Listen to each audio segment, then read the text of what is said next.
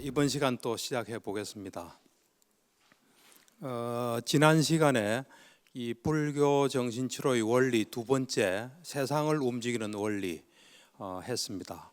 이게 이제 잘 실천하시면 여러분들의 삶에 크게 도움이 된다고 생각합니다. 그래서 지난번에 뭐 여러 가지 이야기를 했지만 하나만 딱 명심하면 됩니다. 뭡니까? 두 번째 원리는 이제 인간관계에 대한 거예요. 세상에는 많은 게 존재하지만 이 사람만큼 중요한 건 없거든요. 잘 보면 어떤 물건이 우리를 뭐 행복하고 불행하게 안 합니다. 사람, 특히 이제 우리하고 밀접한 관계를 맺었던 사람이 우리를 힘들게 해요. 또 사람이 또 우리를 행복하게 해줄 수 있고요. 사람에 대한 건데 딱 한마디로 말하면 나도 좋고 남도 좋은 겁니다. 기억하시죠? 예. 그래서 두 번째 원리는 한마디로 하면 나도 좋고 남도 좋은 길을 찾는 겁니다. 우리는 언젠가부터 나 좋으면 남이 안 좋습니다. 남 좋으면 내가 안 좋습니다. 어쩌다가 이렇게 된지 모르겠습니다. 이제부터는 항상 사람이 눈앞에 있다. 또는 생명 가진 것이 눈앞에 있다. 요즘 뭐 개를 많이 키우지 않습니까? 개, 고양이. 그 개를 앞두면 나도 좋고 저 개도 좋은 게 뭘까? 이걸 생각해야지. 개도 우리를 다 보고 있어요. 그리고 다 판단하고 있어요. 그러다가 자기를 너무 괴롭히면 언제 무슨 행동을 할지 모릅니다. 근데 이제 사실 좋고 나쁘고도 이 스펙트럼이 있습니다. 스펙트럼이라는 건 뭐냐면 뭐 좋은 거로 치면 조금 좋은 것부터 아주 좋은 게 있습니다. 좋은 것도 이렇게 스펙트럼이 있어요. 조금 좋은 것부터 아주 좋은 거.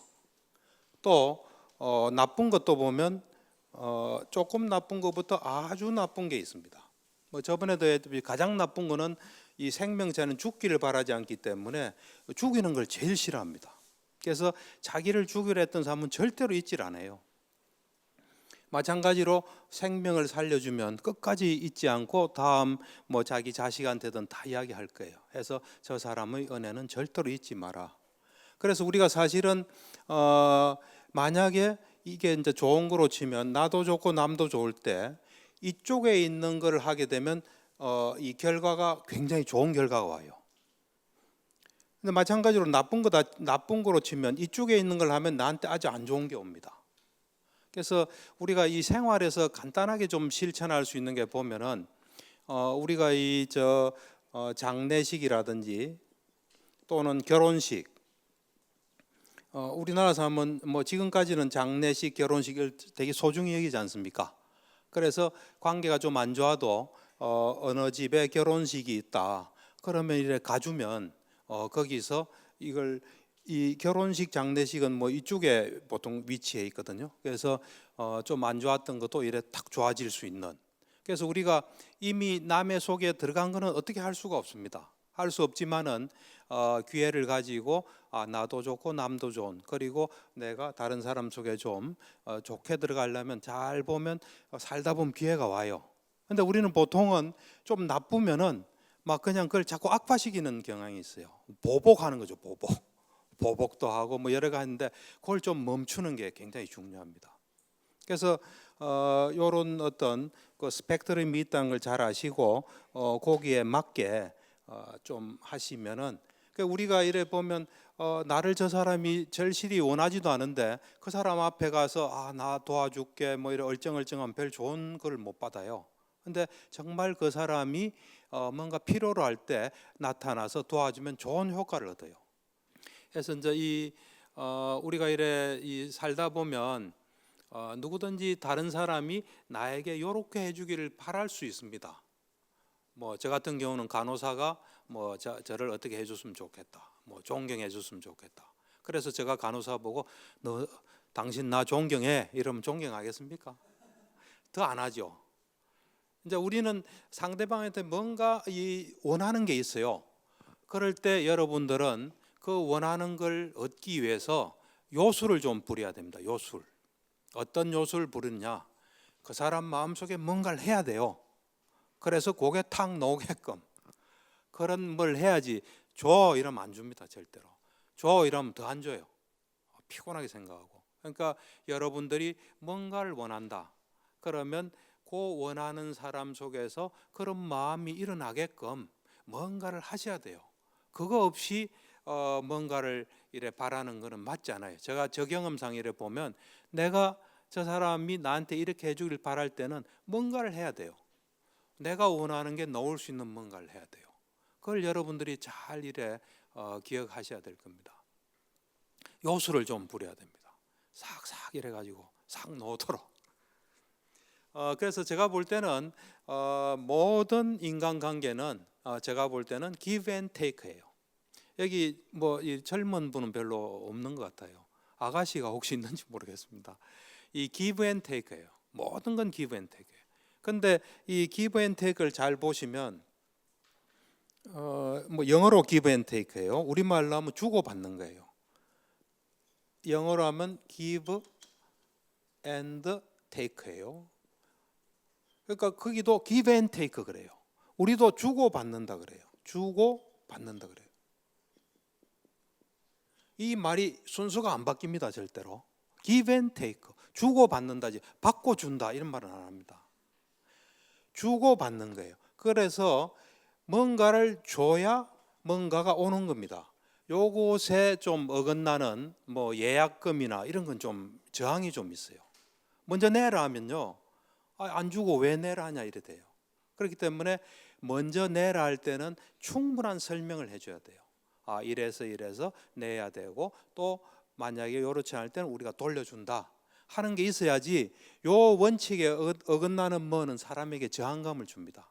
그래서 사실 우리가 돈 있지 않습니까? 이 돈. 이 우리 속에 지갑이 있죠. 그 지갑에 돈을 보면요, 돈에 딱 꼬리표가 딱 있습니다. 이거 누가 준 거, 누가 준 거 이렇게. 그거는 내가 먼저 뭔가를 그 사람한테 줬을 때 그 대가로 우리는 돈을 받을 수 있는 겁니다. 물론 가족은 가족이라는 이유만으로 그냥 줍니다. 가족으로부터 받지 않은 돈은 전부 다 남으로부터 온 돈은 먼저 뭘 줬을 때 그 돈을 받을 수 있습니다. 저는 이래 길거리에서 할머니를 이래 보면은 할머니가 남한테 뭘 줄 수 있는 건 없어요. 사실은 나이가 많은 할머니는. 그러면 저 할머니는 가족이 주지 않으면 돈이 없겠구나 이래 생각을 해요. 그러니까 우리가 항상 생각해야 될 게 돈이란 것은 뭔가 남에게 도움을 주고 그 대가로 받는 거예요. 그래서 사실은 우리가 이 돈 가진 사람을 볼 때 뭔가 하여튼 남이 필요로 하는 걸 많이 줬구나 이렇게 생각하셔야 됩니다. 모든 것이 다 여기에 해당되고요. 사랑도 예외가 아닌 것이 남자가 있고 여자가 있어요. 그래서 이거를 빨리 파악해야 이 남녀 관계에서 성공할 수 있어요. 이거를 그냥 사랑하면 준다, 아낌없이 준다 이래 생각하는 사람은 나중에 실망할 수밖에 없어요. 그리고 엘자베스 테일러처럼 8번 결혼 이혼해야 돼요. 엘자베스 테일러가 8번 결혼하고 이혼했다 그러더라고요. 잘 보십시오. 아주 주지 않으면 절대로 받을 수 없습니다. 이 남자가 이 여자한테 막 뭘 줍니다. 줘요. 그러면 여자 입장에서는 사랑하니까 나한테 주구나 하는데, 제가 볼 땐 그렇게 생각 안 해요. 저는 이 존재 자체가 뭘 준 거예요. 뭘 줬냐? 보고 있으면 너무 좋은 거예요. 또 보고 싶어요. 그 사람 생각만 하고 싶어요. 그거를 여기가 준 거예요. 이렇게 이 존재 자체가 그렇게 줬어요. 그러면 보고 이 여자를 보면 너무 좋고 생각나고 뭔가 기분이 좋아지고 같이 살 걸 생각 막 가슴이 막 뛰고 이런 걸 주는 동안에는 이 사람이 줍니다. 이거는 이제 우리가 보통 생물학적으로 한 12개월에서 아주 길면 36개월, 평균 한 18개월 정도 이야기해요. 뭐 페로몬이라는 어떤 물질이 나온다 그래요. 이 지구가 유지되기 위해서 그런 것 같아요. 지구에 인간이 없으면 곤란하잖아요. 그래서 이 여자 자체가 뭘 줄 때까지는 주고 있어요. 그러니까 이 주는 거예요. 근데 이제 시간이 지나서 봐도 이런 게 없어지면 그다음부터 안 줘요. 그러면서 왜 안 주나 이러면 중개에 뭐 있는데 이래 되는 거예요. 그러니까 이제 똑똑한 사람은 요 싹 이래 봤을 때 뭔가 막 갖다 주는 거예요. 그때는 이제 기다렸다 살 좀 없어지려면 이제 줘야 돼요. 이 사람이 받아서 좋은 거, 참 좋다 하는 거를 그때는 줘야지 이게 계속 올 수 있는 거예요. 그래서 우리가 가장 어떤 이상적인 사랑, 이거는 처음에는 로맨틱 러브로 시작해야 됩니다. 사실은 뭐 옛날에야 뭐 그러잖아요. 요즘 같은 경우 일단은 딱 보고 좋은, 이래 끌리는, 폭 빠지는 요거로 시작은 해야 돼요. 로맨틱하게 요게 있어야 사랑이 출발이 되죠. 근데 이거는 오래 가지를 못해요. 그러니까 그 다음에는 이 노력하는 사랑이 따라주면 그 사랑이 오래 가고, 그렇지 않으면 오래 갈 수가 없어요. 그러니까 요 노력이 지금 좋은 결혼 생활하고 부부 사이가 좋고 이런 분들은 요거를 많이 한 거예요. 요거를. 근데 사실은 이거를 하면서 우리는 많이 이래 풍부하고 성숙해지고 훨씬 어떤 실력 있는 사람이 됩니다. 뭐 이야기는 요 정도 하고요. 어쨌든 모든 관계는 주고받는 거예요. 잘 봐야 돼요. 누가 뭐 줄 때는 분명히 뭔가 받았기 때문에 주는 거예요. 그걸 잘 보시고, 그렇지 않고 가만히 있다가 이제 안 주면 사랑이 식었구나 이러면 그건 조금 곤란합니다. 제가 볼 때는. 그래서 이런 거를 우리 불교에도 사실은 그대로 있습니다. 제가 볼 때는 불교 부처님의 가르침은 우리 속인들에게 하는 가르침은 딱 두 가지라고 봐요. 뭐 속인뿐만 아니라 모든 부처님의 제자한테 하는 건 두 가지라 보시면 돼요. 하나는 나도 좋고 남도 좋은 걸 해라는 거예요. 나도 좋고 남도 좋은 걸 해라. 이거는 이 초기 경전에 면면이 흐르는 기본이에요. 자세히 보면 다 그렇습니다. 나도 좋고 남도 좋은 걸 해라. 두 번째는 이 생도 좋고 다음 생도 좋은 걸 해라는 거예요. 지금 내가 이 남아 있는 생도 좋고 죽고 난 뒤에 다음 생도 좋을 수 있는 걸 해라. 이게 부처님이 가르침의 핵심이라고 저는 봅니다. 그러니까 여러분들 다음 생 준비합니까? 이 생 잠깐이에요, 제가 볼 때. 그러니까 지금 남은 생도 좋고 다음 생도 좋은 걸 해야지, 이 생만 좋고 다음 생에는 뭐 대책 없는 걸 하시면 안 됩니다. 예를 들어서 해외 여행을 열심히 다닌다. 더 늙기 전에 다니자. 늙으면 다닐 수도 없다. 그 열심히 다녔어요. 그거는 이 생은 좋을 거예요. 근데 다음 생에 대한 대책은 없어요. 왜냐하면 우리가 죽을 때 가져가는 건 세 가지입니다. 하나는 뭐냐면 남을 도와준 건 다 가져갑니다. 이 보시한 거 있죠. 이건 다 가져가요. 휴대폰을 제가 뭐 이래 예를 들면 뭐 여자 같으면은 그 어떤 보석을 자기가 잘 감상하고 그 다음에 죽을 때 그대로 있으면 못 가져갑니다. 하지만 보석 잘 감상하다가 그 다음은 그 보석 팔아서 남을 도왔다든지, 하여튼 남을 준 거는 다 가져갑니다. 남을 도와서 준 거는 가져가요. 그러니까 가져가는 것은 처음에 보시한 거예요. 두 번째는 계를 지킨 건 다 가져갑니다. 그 다음 세 번째가 수행한 거 가져갑니다. 근데 요 셋 중에서 수행이 가장 강력합니다. 수행이. 그래서 보시와 계 지킨 것은 천상에 태어나는 그까지는 될 수 있어요. 근데 수행은 그것보다 훨씬 강력한 거기 때문에 수행하는 데 좀 관심을 가지고 하셔야 될 거예요. 그래서 불교를 이래 보면 부처님의 메시지는 나도 좋고 남도 좋은 거예요. 그 다음에 이 생도 좋고 다음 생도 좋은 거예요. 그걸 여러분들은 잊지 않으셔야 됩니다. 그래서 이 초기경전의 니까야는 거기서 면면이 흘러요. 거의 뭐 그 말씀이 거의 다라고 생각하시면 됩니다. 그래서 나도 좋고 남도 좋은 거, 또 이 생도 좋고 다음 생도 좋은 것에 대해서 요 지금 프린트물 혹시 가지고 계십니까? 그 암발라티카에서 라울라를 교계한 경 있습니까? 예. 그럼 뭐 경전은 집에 가서 좀 보시고요. 제가 그냥 좀 이래 이야기를 좀 하겠습니다. 이제 이 부처님께서 결혼하신 건 다 아시죠? 예, 결혼해서 이제 29세 때 출가하려고 이 성을 나설라 하는 그날 아들이 태어났어요. 그러니까 부처님께서 아들 태어났다 해서 주저앉지는 않았어요. 나갔어요. 나갔지만 마음에 좀 고통이 있었던 것 같아요. 그리고 약간의 뭔가가 있었던지 아들이 태어난 걸 보고 라훌라라 그랬어요. 라훌라. 그러니까 옛날에는 뭐 이래 인상적인 게 바로 이름이 되는 그런 시대였거든요. 라훌라가 빨리어로 장애란 뜻입니다. 아, 장애가 생겼구나 이래. 그래서 그 아들 이름이 라훌라예요. 그래서 이제 부처님께서 이 돌을 깨치시고 난 뒤에 몇 년쯤 됐을 거예요. 그래서 그때 이제 이 그 아버지가 사시는 그 이제 왕궁 카필라성에 옵니다. 그때 이제 부인도 있고 아들도 있는 거죠. 그래 와가지고 뭐 여러 가지를 해요. 여러 가지를 하는데 처음에는 뭐 같은 저 옛날부터 보던 사람이 저 부처님이 되어 왔다 하니까 뭐 안 믿죠. 안 믿으니까 부처님께서는 신통을 잘 쓰지는 않습니다. 신통에 대해서는 상상을 초월할 정도의 신통이 있었거든요. 그런데 이 신통을 잘 쓰지 않았어요. 그런데 이 같이 자라고 항상 보던 사람이니까 뭐 부처님이라서 잘 안 믿으니까 그때 그 쌍신변이라는 신통이 가장 강력한 신통입니다. 그거는 뭐냐면 귀 같으면 이쪽에서는 불을 뿜고 이쪽에서는 물을 뿜어요. 그래서 딱 보면은 그냥 물과 불을 동시에 뿜는 것 같아요. 근데 아주 시간적인 차이가 있습니다. 이쪽에서 불 뿜고 이쪽에 물 뿜고 하는. 그게 이제 굉장히 어려운 신통이에요.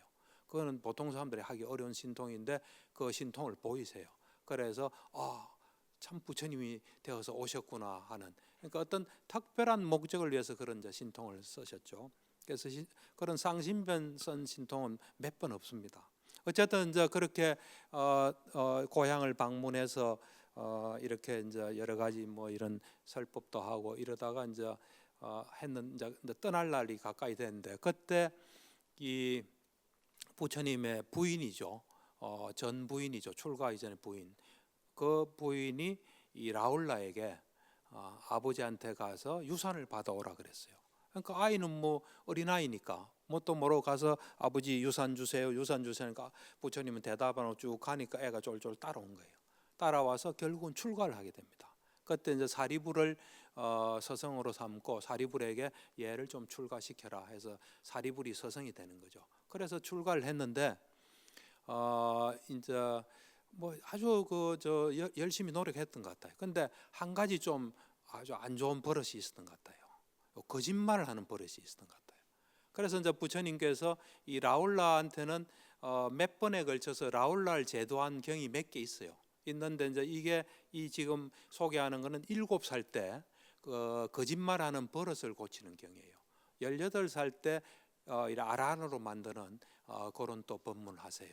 하는데 하여튼 이 경은 굉장히 유명한 경인데 우리가 듣고 그대로 하면 제일 좋아요. 독송하면 참 좋을 거예요. 이 오늘의 주제인 나도 좋고 남도 좋은, 또 항상 불교에서 말하는 핵심인 이 생도 좋고 다음 생도 좋은 뭐 그런 것에 대한 게 잘 들어 있어요.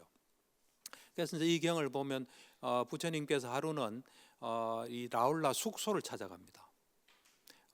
라울라 숙소가 보면은 이제 초기니까 초기에 제일 처음이 중림정사거든요. 중림정사가 제일 처음이에요.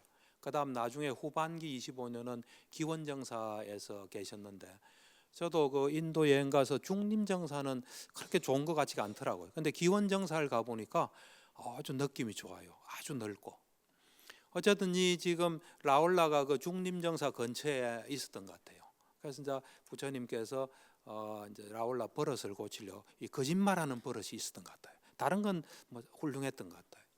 그래서 이제 찾아가니까 그 당시에는 다 맨발로 다녔거든요.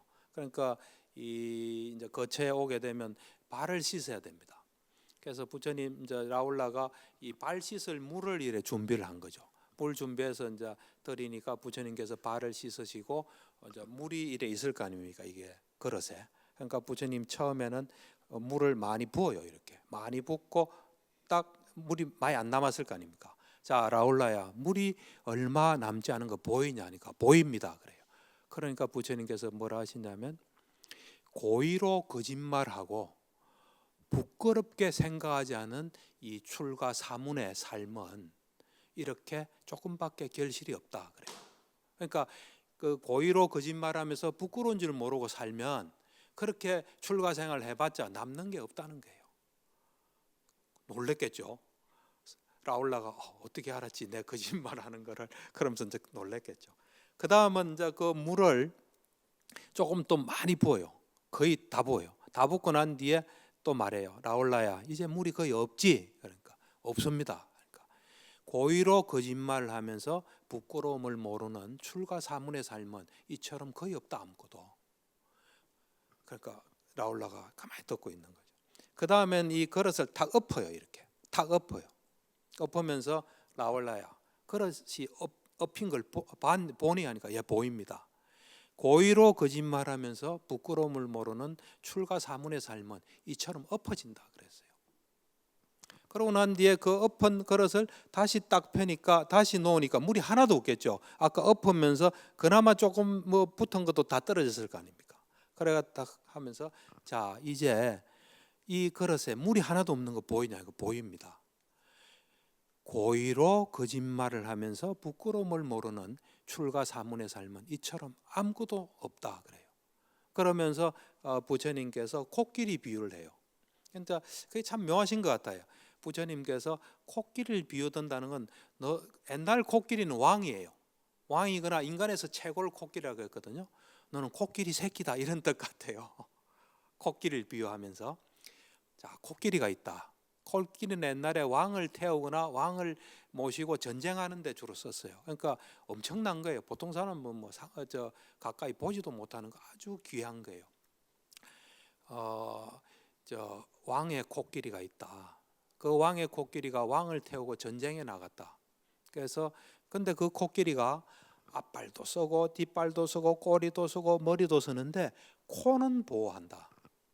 코는 보호한다. 그러면 사람들이 저 코끼리는 코는 보호하고 왕을 위해서 코는 내놓지 않구나 이렇게 생각한다. 근데 어떤 코끼리는 왕을 태우고 나가서 앞발도 쓰고 뒷발도 쓰고 꼬리도 쓰고 몸통도 쓰고 머리도 쓰고 코도 다 쓴다. 그러면 사람들이 저 코끼리는 목숨까지 다 바치구나 이렇게 이야기한다. 이 고의로 거짓말하는 사람은 라울라야 잘 들으라 이러면서 고의로 거짓말하고 부끄러움을 모르는 사람은 그 악행을 하는 한 다른 악행도 안 한다는 보장이 없다. 이제 너는 농담으로도 거짓말하지 마라 그렇게 말씀하세요.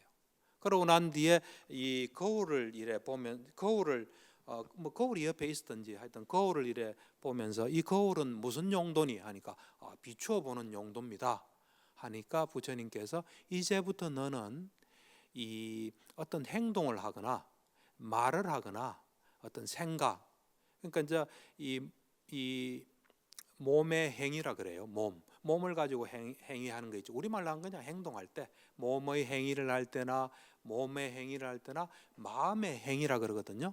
뭐 생각이나 어떤 감정 이런 그걸 마음의 행위를 할 때 이제부터 잘 비춰 보고 반조하고 행동해라 하면서 이 행동부터 먼저 이야기해요. 이제 행동을 할 때 어떤 행동을 딱 시작하기 전에 너는 이렇게 반조를 해야 된다. 지금부터 내가 앞으로 할 행동이 나를 해치고 남을 해치고 그리고 나와 남 둘 다를 해치는 것은 아닐까 그렇게 반조한다. 그러면서 지금 내가 하는 이 시작하려고 하는 이 어떤 행위가 모모라는 행위가 이것은 해로운 거라서 괴로움으로 귀결되고 괴로움의 과보를 받는 건 아닌지 하고 잘 이래 성찰해봐라. 그래서 만약에 그것이 나를 해치고 남을 해치고 나와 남을 같이 해치고 그 다음에 그 결과가 어떤 괴로움으로 귀결되고 괴로움의 과보. 이때 과보란 것은 살아서나 죽어서나 다 포함한다 보시면 돼요. 살아서 어떤 괴로움 또 죽고 난 뒤에 괴로움. 그런 괴로움이 있다면 적각 행동을 시작하지 마라 그래요. 그 다음에 지금 앞으로 내가 몸으로서 하는 이 행동이 나를 해치지 않고, 나를 해치지 않는 건 나한테 좋다는 거예요. 꼭 항상 표현법을 그렇게 보셔야 됩니다. 나를 해치지 않고, 남을 해치지 않고, 나와 남 둘 다를 해치지 않고, 그 결과가 이 지금부터 내가 한 행동이 유익한 거라서 즐거움으로 즐거움을 결과를 가져오고 즐거움의 과보를 가져온다면 시작해라 그래요. 그러니까 이 시작하기 전에 앞으로 이제 요건 제가 자세히 좀 길게 이야기합니다. 몸으로 행위에 대해서 하면 나중에 이 마음의 행위는 다 똑같은 논리예요. 그래서 요 하나만 좀 자세히 하고 그 뒤에 건 좀 갈게요. 그래서 시작을 해라. 시작할 때 이제 이미 이게 도움이 된다고 보고 시작한 거예요. 그래서 이제 시작을 해가지고 하는 도중에 이제 또 성찰해라. 그러니까 시작하기 전에 성찰하는 도중 끝나고 난 뒤에요, 사실은. 그러니까 하는 도중에 몸의 행위, 그러니까 어떤 행위를 하는 도중에 성찰해라. 이것이 나를 해치고 남을 해치고 나와 남 둘 다를 해치는지, 그리고 이것이 해로운 것이라서 나에게 괴로움을 주고 괴로움의 과보를 주는지를 보고, 만약 그렇다면 멈춰라 그래요. 더 이상 하지 마라 그래요. 하는 도중에 성찰해서 그렇다면 멈춰라. 그런데 그게 아니고 나를 해치지 않고 남도 해치지 않고 둘 다를 해치지 않고 어떤 유익한 거라서 즐거움으로 귀결되고 즐거움의 과보를 가져오면 계속해라 그래요. 그래서 이제 계속합니다. 하고 난 뒤에 또, 왜냐하면 이게 중간에 또 바뀔 수 있으니까 다 하고 난 뒤에 다 이제 했습니다. 다 해가지고 지금까지 내가 한 것을 이제 성찰하는 거죠. 한 것이 나를 해치고 남을 해치고 나와 남 둘 다를 해치는 것이고, 또 이것은 해로운 것이라서, 이 행위는, 내가 한 행위는 해로운 것이라서 괴로움으로 귀결되고 괴로움의 과보를 줬다. 그러면은 서성을 찾아가라. 서성이나 현명한 도반을 찾아가서 내가 이러이러한 것을 했다 해서 솔직히 밝혀라. 솔직히 밝히고 거기서 가르침을 얻어서 다시는 그런 일이 벌어지지 않도록 해라. 그렇게 합니다. 그 다음 두 번째, 다 하고 난 뒤에 해보니까 이것이 나를 해치지 않고 남을 해치지 않고 나도 좋고 남도 좋다는 거예요. 나와 남 둘 다를 해치지 않는 것이고 유익한 것이라서 즐거움으로 귀결되고 즐거움의 과보를 가져오는 것이라면 계속해서 유익한 법들을 공부하면서 그 어떤 환희와 희열 속에 머물도록 해라 그래요. 그러니까 지금 자기가 한 건 유익한 거기 때문에 그처럼 계속 유익한 어떤 수행 같은 걸 해서 공부를 해서 법을 공부하고 해서 해라. 맞으면 똑같은 건 아니겠죠, 그죠? 해라 그래요. 좀 이해가 됩니까? 좀 이래 마음속에 팍 박혀야 되는데 그래서 언제나 생각나야 돼요. 그 다음에 이제 요건 좀 짧게 하겠습니다. 짧게 하면은 우리가 이제 말을 시작하기 전에 앞으로 내가 할 말이 그거 나와 남의 어떤 결과를 오나 그걸 잘 봐라. 그래서 안 좋으면 시작하지 마라. 좋으면 시작해라. 말 더 안 해도 되겠죠, 제가. 예. 그러고 이제 말을 시작했습니다. 하고 있는 중에도 그거를 또 점검해라. 그래서 나쁘면 스톱해라. 좋으면 계속해라. 또 다 끝나고 난 뒤에 그거를 다시 반조해 봐서 잘 살펴봐서 안 좋은 것이라면 서성이나 현명한 도반을 찾아가서 내가 이러이러한 잘못이 있었다. 이걸 어떻게 하면 안 할 수 있나 해서 미래를 이제 그런 일이 없도록 단속해라. 그리고 좋으면은 또 유익한 법을 계속 공부하면서 어떤 즐거움과 희열 속에 있도록 해라. 이게요. 이제 맨 마지막으로 마음의 행위란 건 뭐 생각이죠. 생각이나 어떤 뭐 탐욕이나 뭐 이런 걸 내는 거죠. 화라든지. 이 마음의 행위를 시작하기 전에 똑같이 그것을 살펴봐라. 그래서 안 좋으면 하지 마라. 좋으면 해라. 그리고 이제 하는 도중에 또 그거를 점검해서 좋으면 하고 좋지 않으면 하지 마라. 그리고 이제 이게 다 하고 난 뒤가 조금 다릅니다. 이게 이 마음의 행위는 조금 달라요.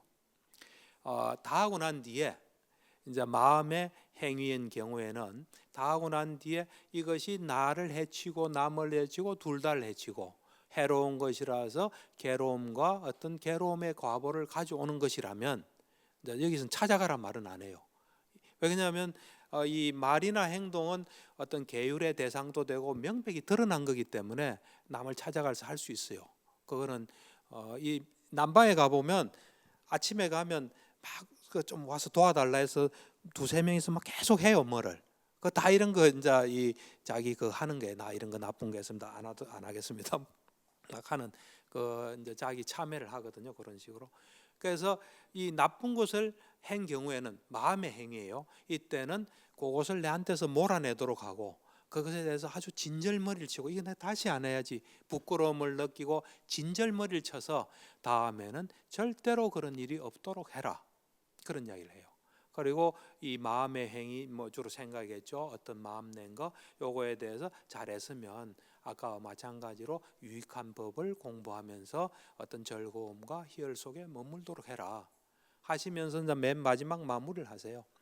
이 과거의 수행자들 중에서 청정했던 수행자들은 이렇게 지속적으로 성찰하고 자기를 비추어 봐서 청정한 어떤 수행자들이 됐다. 또 미래에 청정한 수행자들은 이렇게 자신을 반조해서 청정한 수행자가 될 것이다. 그리고 지금 현재도 청정한 수행자들은 이렇게 해서 청정하고 있다. 그래서 너도 그렇게 하도록 해라 하는 게 끝이에요. 이거를 제가 볼 때 매일 독송하면 좋을 것 같아요. 독송하면은 살아가는데 많이 좀 위험해서 벗어나지 않을까 이런 생각을 합니다. 좀 동의합니까? 예. 부처님은 참 탁월하신 분이에요. 어쩜 이렇게 하실 수 있는지 모르겠어요. 철두철미하세요. 이제 그래서 이래 부처님 참 이래 말씀하신 거 보면 기가 막힌 게 많아요. 그 중에 제가 여러분들한테 우리가 사실은 말로서 남을 아프게 하고 말한 것은 주워 담을 수가 없거든요. 뭐 이래 사과해도 그거는 어떤 그 좀 회복 불가능한 경우도 많아요. 그래서 부처님께서 말할 때 갖춰야 될 요소를 경전에서 말씀하세요. 쭌다라는 비구한테 사리불 동생이 쭌다입니다. 쭌다한테 이제 이래 이야기를 하는데 고경하고 몇 가지 경을 합쳐서 제가 이제 나름대로 정리한 것은 우리가 말을 할 때 우리는 말할 때 그냥 말해요. 제가 볼 때는 앞으로는 5가지 요소를 갖추지 않으면 말을 시작하지 마세요. 물론 좀 재미없는 사람이 될 거예요. 그렇지만은 뭐 이런 부작용이 전혀 없습니다. 그러니까 부처님 제자라면 부처님이 말씀하실 때 항상 요 말은 5가지 요소를 갖춰서 해라. 5가지 요소가 있을 때 말을 해라 해요. 처음 시작이 사실인가 아닌가예요. 사실일 때 말해라 그랬어요. 사실이 하는 건 말하지 말아 했어요. 사실이냐는 건 뭐냐면 내가 눈으로 본 거예요. 또 귀로 들은 거예요. 요건 사실입니다. 내가 추측한 건 사실이 아니에요. 내가 본 거, 들은 거. 근데 사람들은 요만큼 듣고 요만큼 말하는 사람이 좀 있습니다. 요만큼 듣고 요만큼 말하는 게 사실입니다. 요만큼 듣고 요만큼 말하는 게 사실이에요. 두 번째는 가치가 있어야 돼요. 사실이라도 말할 가치가 없는 말이 좀 있습니다. 가치, 그러니까 두 번째는 좀 가치를 가져야 돼요. 말할 만한 가치가 있어야 돼요. 사실이라고 말 다 하면 곤란하죠. 말할 만한 가치가 있는 이게 두 번째 요건이에요. 뭐 이거를 뭐 진실로 표현해요. 또 사실이면서 진실이고. 근데 이건 약간 오해의 소지가 있기 때문에 뭐 가치로 이렇게 말하는 게 좋을 것 같아요. 말할 만한 가치가 있어요. 자, 우리는 보통 사실만 되면 다 말하죠. 근데 이게 출발점에 불과합니다. 그 다음이 가치가 있어야 돼요. 보통 사람 그러죠. 사실이고 가치는 말해야지 하죠. 아직 3개가 더 남아 있습니다. 세 번째는 뭐냐면은 상대방에게 이익이 돼야 돼요. 우리가 말할 땐 상대방이 있지 않습니까? 상대방한테 도움이 돼야 돼요. 도움이. 말하는데 사실이고 가치도 있지만 상대방한테 이래 해가 되는 경우도 있지 않습니까? 상대방한테 도움이 됐을 때 말해라 그랬어요. 이 정도 되면 말해야 되지 않습니까? 근데 아직 두 개가 더 남았어요. 네 번째는 뭐냐면 적절한 때예요. 적절한 때, 타이밍, 적절한 때. 사실이고 가치도 있고 상당한 도움이 되지만 적절한 때 말해라는 거예요. 요 세 개를 갖추어도 적절한 때가 아니면 남한테 해가 가는 수가 있습니다. 그래서 네 번째는 적절한 때를 찾아라 이거예요. 다섯 번째가 뭐겠습니까? 이런 거 다 갖추고 욕하듯이 말하면 되겠습니까? 적절한 표현이에요. 상대방을 존중하고 그 다음에 상대방한테 반감 안 사고 상대방이 들어서 이래 기분 좋고 이 온화한 말이라든지 적절한 표현을 갖춘 요 다섯 가지를 갖추었을 때 말을 해라 하고 부처님께서 직접 아주 이야기하세요. 제가 전에 한 1년 정도 전인가 치료했던 환자인데 그분은 마음은 착하고 참 좋아요. 근데 말을 너무 함부로 해가지고 계속 손해를 보고 피해를 봐요. 이제 주위 사람들이. 그래서 제가 이걸 이야기해 주니까 귀에 쏙 들어오는 모양이더라고. 그래 적어가지고 맨날 들고 다니더라고요. 이것만 잘 실천해도 큰 부작용이 없습니다. 그래서 이제 오늘 이 시간을 좀 마무리하면서 이제 한 가지 이야기만 하고 끝을 내겠습니다. 이 전에도 제가 이야기했다시피 이 불교 정신치료의 첫 번째 원리는 우리 몸과 마음의 속성을 알고 몸과 마음에 맞게 하는 겁니다. 이제 두 번째가 이 세상을 움직이는 원리, 세상이 어떻게 돌아가는지 다른 사람하고 어떻게 일에 어떤 관계를 맺어야 될지 이거를 이제 말하는 거거든요. 그래서 저는 그 둘이 이 세상을 이제 떠받치는 기둥이다 이렇게 생각하는데 이 서양의 이 연구 결과도 보니까 똑같은 것 같아요. 제가 저 눈으로 보면 요 두 가지 원리가 서양에서 연구해 보니까 그것이 살아가는데 가장 필요하다. 이 다니엘 골만이라는 사람이 있습니다. 다니엘 골만이라는 사람이 이 1995년에 책을 썼어요. 어떤 책을 썼냐면 영어로 Emotional Intelligence라는 책을 썼어요. 그러니까 정서적 지능. 그 이모셔널 인텔리전스를 쓰면서 EQ가 나왔어요. EQ라는 말이 나온 거죠. 그래서 이게 어떻게 나오게 됐냐면 이 다니엘 골만이라는 사람이 사람이 살아가면서 어떤 게 있으면 행복하고 또 어떤 게 없으면 어떤 게 안 되면 불행하고 또 어떤 게 있어야 성공하고 어떤 게 없으면 실패하나 말하자면 사람의 어떤 행복과 성공에 뭐가 가장 중요하냐 하고 그런 관점을 가지고 연구를 한 겁니다. 어떤 연구를 했냐면은 이 책이 1995년에 나왔는데 1960년부터 1990년까지 30년간 이 나온 자료들을 자기가 이제 조사를 한 거예요. 그리고 자기 개인 경험에도 그런 관점에서 이제 관찰한 거예요. 그러니까 관찰해 보니까 사람이 행복하고 성공하는데 이런 요소가 있다고 책에 쭉 나와요. 그래서 제가 저 나름대로 그걸 좀 이래 정리를 해보면 그래서 IQ가 일단 관계 없다는 사실을 밝혀냈어요. 이 사람이 IQ는 전혀 무관하더라. 소위 말한 머리가 좋고 나쁘고는 우리가 행복하고 성공한데 관계없다는 사실을 발견한 거예요. IQ는 그런 거하고는 관계없다. 우리가 원하는 거는 행복하고 성공하는 거 아닙니까? 그런데 IQ하고는 관계없고 이 사람이 EQ가 관계가 있다 하면서 EQ라는 말을 처음으로 만들어 썼어요. Emotional Quotient라는 말입니다. 그러니까 이 정서지수, 이 정서적인 어떤 IQ처럼 IQ는 인텔리전스거든요. 인텔리전스 코어션트고 이거는 이모셔널 코어션트예요. 그래서 정서지수라고 우리가 번역하는데 그래서 이거를 쭉 관점을 가지고 어떤 사람이 행복하고 성공하는 걸 쭉 보니까 EQ가 높은 사람이 성공하더라 하면서 그 책에 쭉 EQ에 대한 이야기가 있어요. 근데 제가 이래 정리를 해보면 두 가지가 갖추어진 사람이 EQ가 높은 거예요. 그 사람들이 성공하고 행복하고 성공한 거예요. 제가 볼 때는 첫 번째가 뭐냐면 영어로 하면 셀프 컨트롤이에요. 셀프 컨트롤. 자기 자신을 잘 다스리는, 자기를 다스리는 능력이에요. 자기를 다스리는 능력. 요게 첫 번째예요. 요런 결론이 나오기까지 실험한 게 다 있어요. 그 중에 대표적인 실험이 메시메로 실험이에요. 그거는 뭐냐면 서양 애들이 메시메로 과자를 좋아한대요.